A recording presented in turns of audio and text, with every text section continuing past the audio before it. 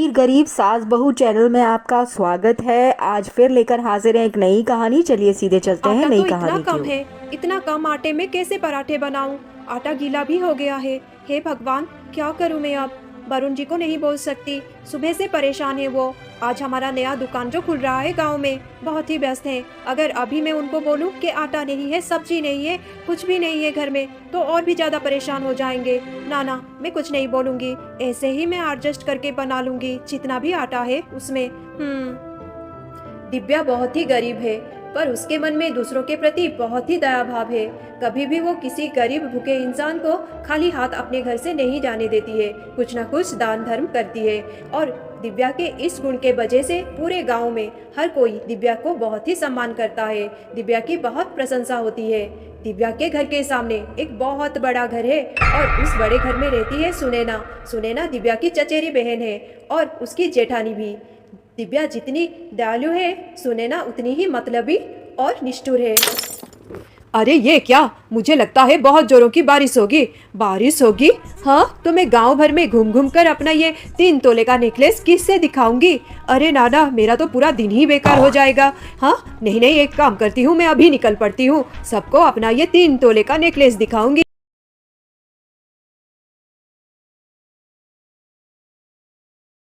कुंती आज बहुत खुश थी क्योंकि उसके घर में उसकी छोटी बहू कविता शादी करके आने वाली थी।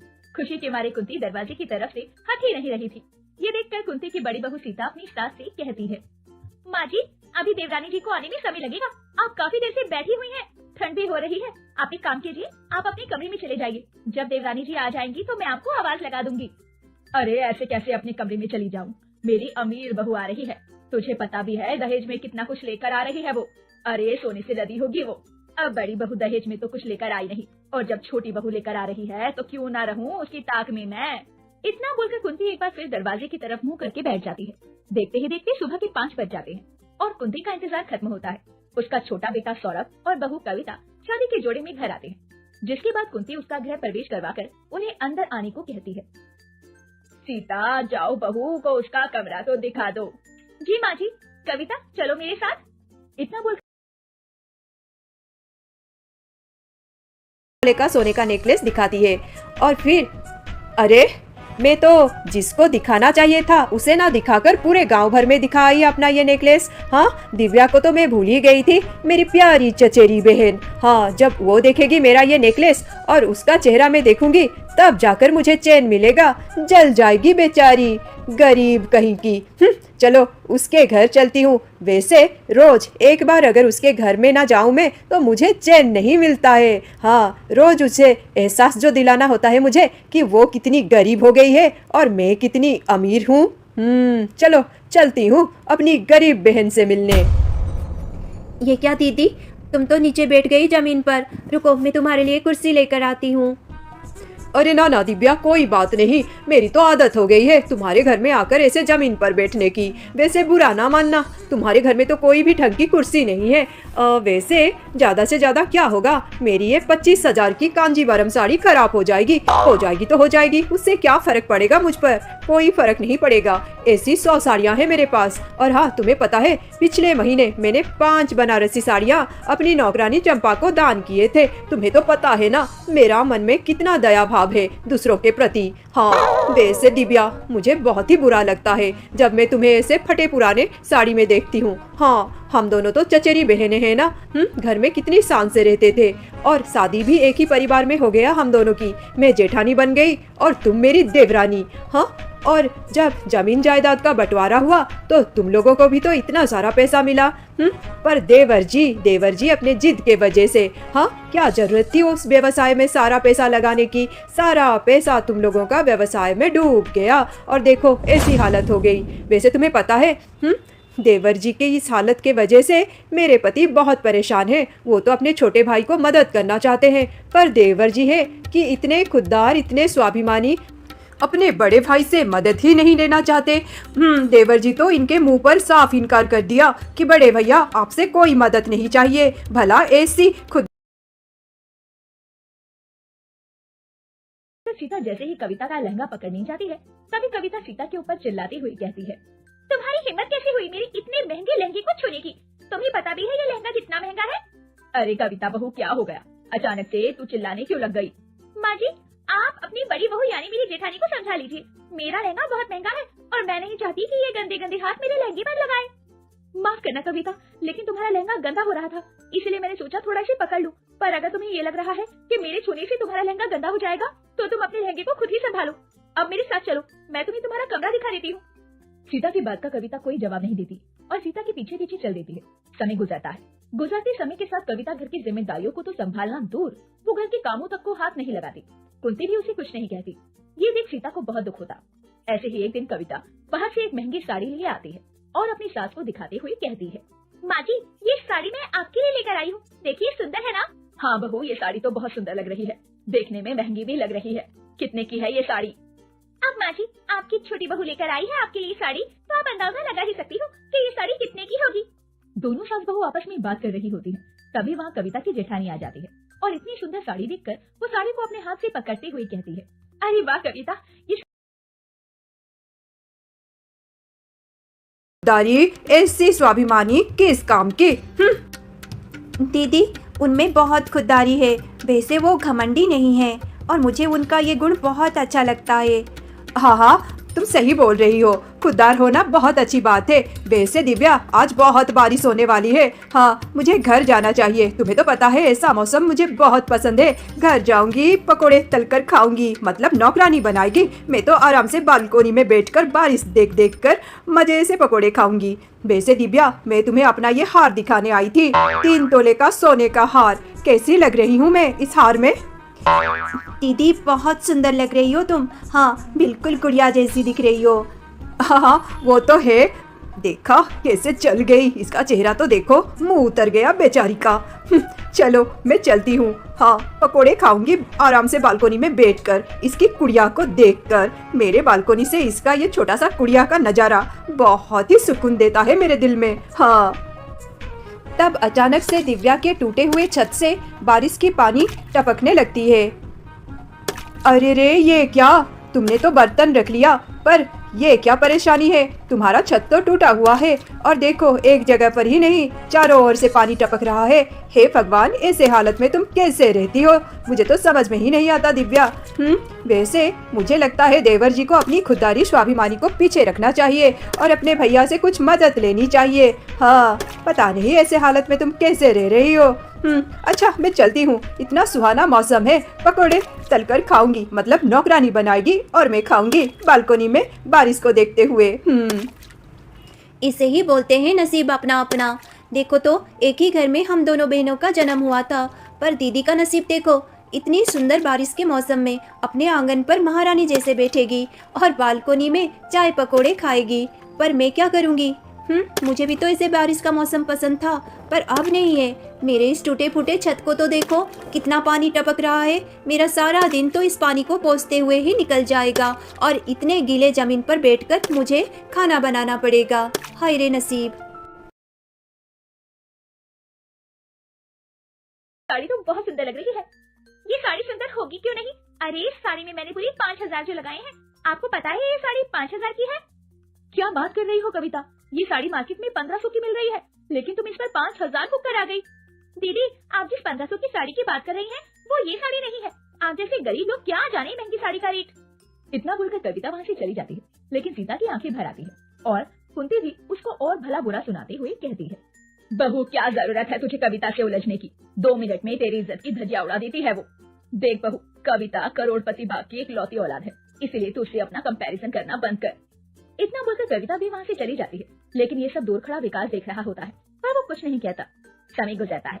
गुजरते समय के साथ कुंती अपनी छोटी बहू और बड़ी बहू में भेदभाव करती रहती है। ऐसे ही एक दिन सीता घर में पोछा मार रही होती है, तभी कविता गंदे पैरों से बार बार इधर उधर किसी न किसी बहाने से घूमने लगती है। ये देखकर सीता उसे फटकार लगाती हुई कहती है, कविता, तुम्हें नहीं लगता यूं इस तरह चप्पल पहनकर इधर उधर घूमना तुम्हारे लिए सही नहीं है? तुम ये देख रही हो कि मैं घर में पोछा लगा रही हूँ, उसके बावजूद तुम अपनी चप्पल पहनकर किसी न किसी बहाने से इधर उधर जा रही हो। अरे जब पोछा सूख जाएगा तब घूम लेना। जेठानी जी माफ करना, लेकिन मुझे कोई शौक नहीं है इस छोटे से मकान में इधर उधर घूमने का। वो तो मैं अपने सामान को बार बार भूल कर जा रही थी, इसीलिए इधर उधर करना पड़ा, वरना मुझे कोई शौक नहीं है आपके काम पर अपने पैर लगाने का। जो भी है, लेकिन थोड़ी देर रुक जाओ, ये पोछा जब सूख जाएगा तब तुम जी भर कर इधर उधर करती रहना। एक मिनट, आप मुझे बार बार ये इधर उधर घूमने का ताना देकर क्या कहना चाह रही हैं?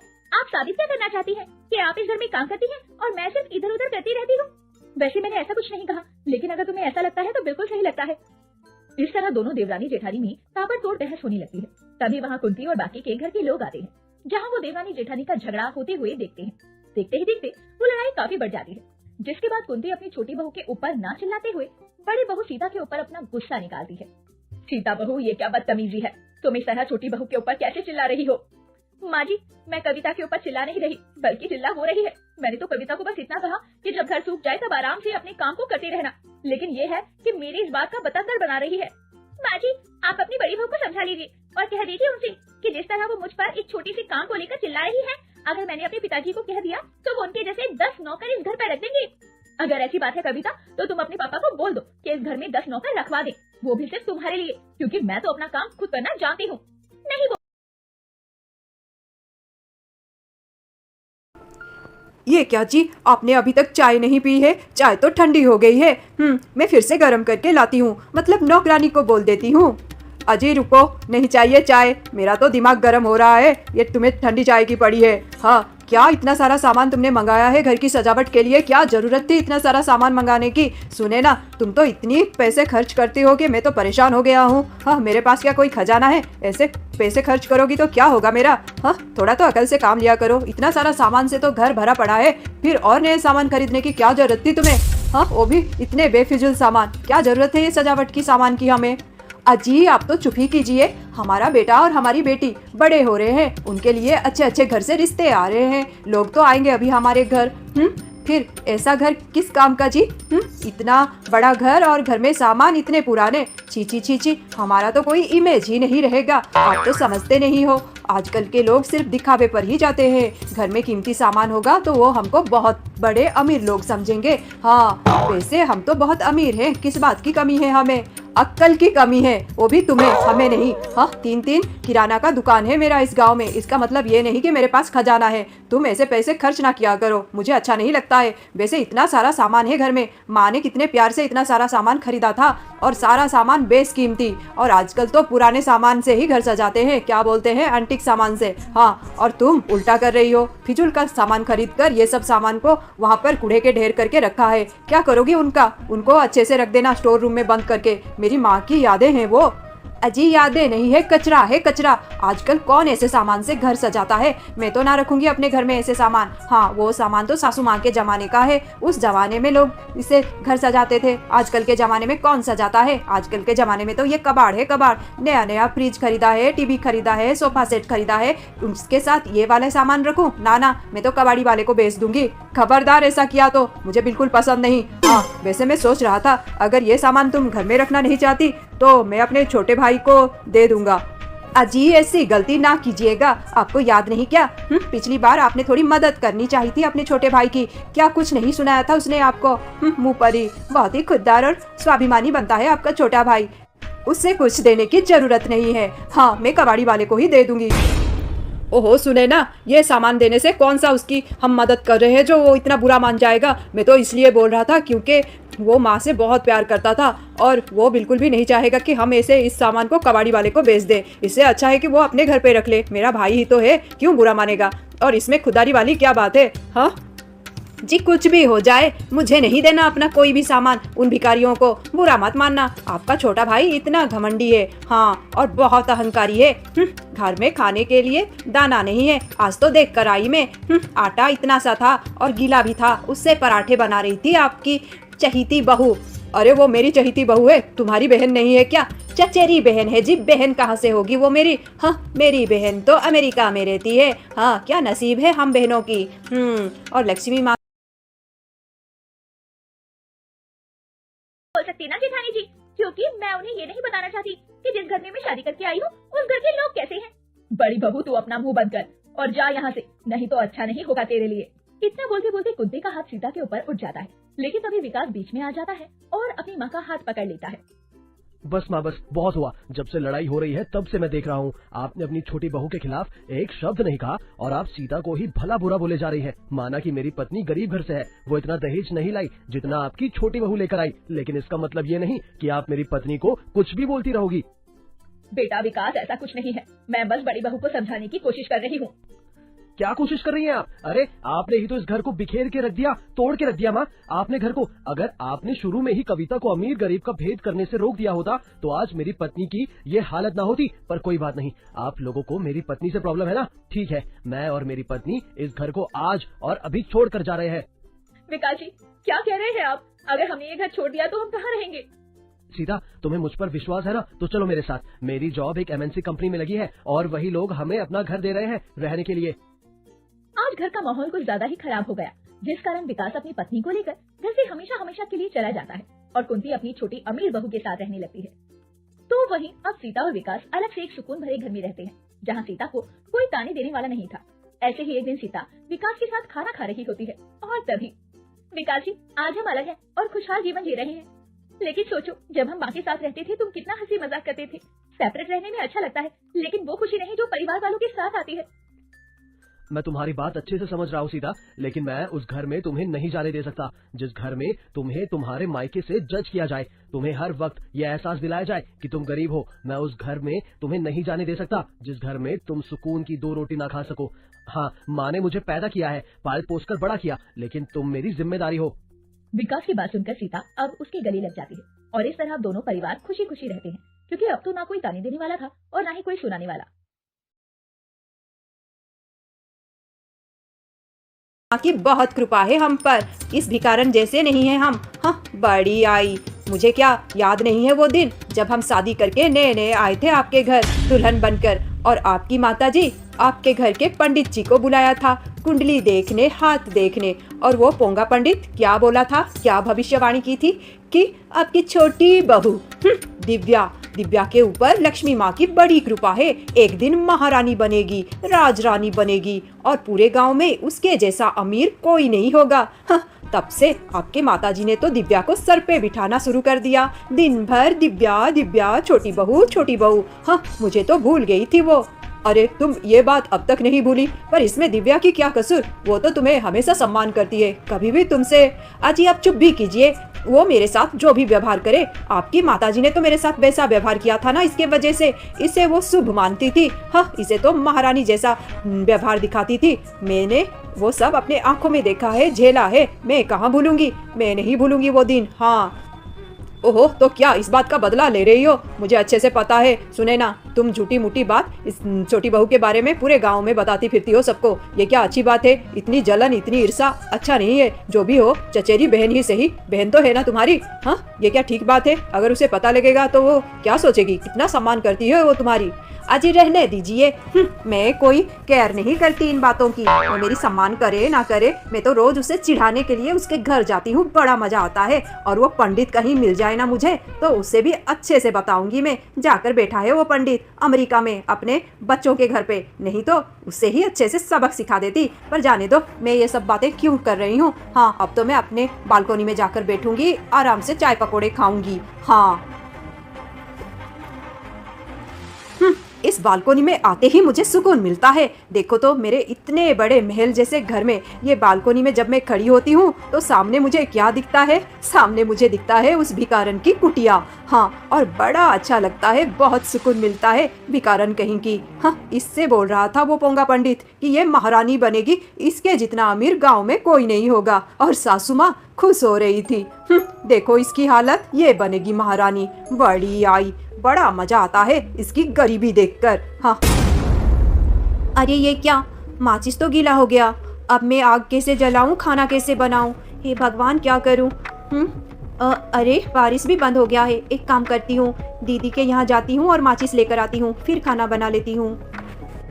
फिर दिव्या अपने दीदी सुनैना के घर जाती है माचिस लेने।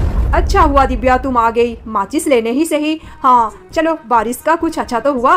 बैठो, अब मैं तुम्हें नहीं जाने दूंगी। हाँ, कुछ देर तो यहाँ बैठना ही पड़ेगा। नहीं दीदी, मैं तो बहुत जल्दी में हूँ, जाकर खाना भी बनाना है। अरे हाँ हाँ, बना लेना, बस 10 मिनट तो बैठो। हाँ अच्छा, तुमने नीचे मेरा ड्राइंग रूम देखा के नहीं? देखा ना कैसे सजाया है मैंने? हाँ, सारा सामान नया है, लेटेस्ट सामान है, सजावट की सारा सामान। अरे बाबा रे, तुम्हें पता नहीं कितने लाख रुपए खर्च हुए। पर ये सब तो करना जरूरी था ना दिव्या। मेरे बच्चे बड़े हो रहे हैं, जल्दी ही शादी होगा उनका, इतने अच्छे अच्छे घर से रिश्ता आ रहा है, घर तो सजाना था ना। क्योंकि तुम्हें तो पता है आजकल के लोग शो ऑफ ही ज्यादा पसंद करते हैं। अच्छा अच्छा सामान होगा, कीमती सामान होगा घर में सजावट का, तो मैं अमीर दिखूंगी ना। मतलब मैं हूँ अमीर, पैसों की क्या कमी है मेरे पास? हाँ दीदी, वो तो है, और घर बहुत सुंदर लग रहा है। हाँ हाँ, तुम भी अपना घर सजाओ, तुम्हारा बेटा और बेटी भी तो बड़े हो रहे हैं। हाँ दीदी, तुम ठीक बोल रही हो। अरे दीदी, ये तो वही मूर्ति है ना, सासू माँ की पसंदीदा मूर्ति, हमेशा अपने कमरे में सजा कर रखती थी। अच्छा हुआ दीदी तुमने इस मूर्ति को अपने कमरे में सजाया, बड़ी बहू हो, सासू माँ का तो इसे ही सम्मान करोगी। अरे ये मूर्ति यहाँ पर किसने रख दिया? मैंने तो सारा सामान निकाल कर बाहर रख दिया था कबाड़ी वाले को देने के लिए, ये मूर्ति यहाँ कैसे आ गया? चलो इसे फेंकना पड़ेगा। दीदी ये मूर्ति फेंक दोगी? ना ना दीदी, इस मूर्ति को ना फेंको, सासू माँ की यादें हैं इस मूर्ति में। अरे इस मूर्ति को मैं घर में कैसे सजाऊं? बिल्कुल भी अच्छा नहीं लगेगा मेरे नए सामान के साथ। दीदी फिर मैं ये मूर्ति ले जाऊं? हाँ ये मूर्ति, हाँ हाँ ले जाओ ले जाओ, तुम्हारे घर में अच्छा दिखेगा, मतलब सासू माँ की यादें समझकर ले जाओ।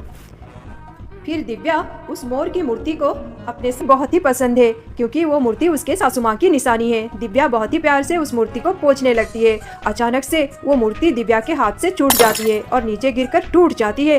फिर जो होता है उसे देखकर दिव्या की आंखें खुली के खुली रह जाती है। ये क्या चमक रहे हैं? हे भगवान, इसके अंदर ये क्या था? मुझे दीदी को जाकर ये बोलना चाहिए। तब अचानक से ऐसा कुछ होता है कि डरो मत दिव्या, मैं अप्सरा जाह्नवी हूँ, और हाँ तुम्हारी सासू माँ को सिद्धि प्राप्त हुई थी, मैंने ही उन्हें वरदान दिया था। उनके पास तो बहुत सारे कीमती हीरे जवाहरात थे, और उनमें से कुछ हीरे उन्होंने इस मूर्ति के अंदर रख दी थी। आज ये तुमको मिल गई, इसकी हकदार तुम हो, और हाँ ये राज तुम किसी को नहीं बता सकती। पर देवी, ये तो दीदी के पास था, इन पर शायद उनका हक है। नहीं दिव्या, इस पर मेरा हक है, और ये आज मैं तुम्हें दे रही हूँ। हाँ, आज के बाद तुम्हारी गरीबी दूर हुई, और तुम्हारे जैसा इस गांव में कोई भी अमीर नहीं होगा। सबसे ज़्यादा अमीर तुम ही बनोगी, महारानी जैसे रहोगी। इतने साल पहले जो भविष्यवाणी किया था ना वो पंडित ने, आज वो सफल हो। आज की कहानी बस इतनी ही थी। नई कहानियों के लिए चैनल को सब्सक्राइब ज़रूर कर लीजिएगा।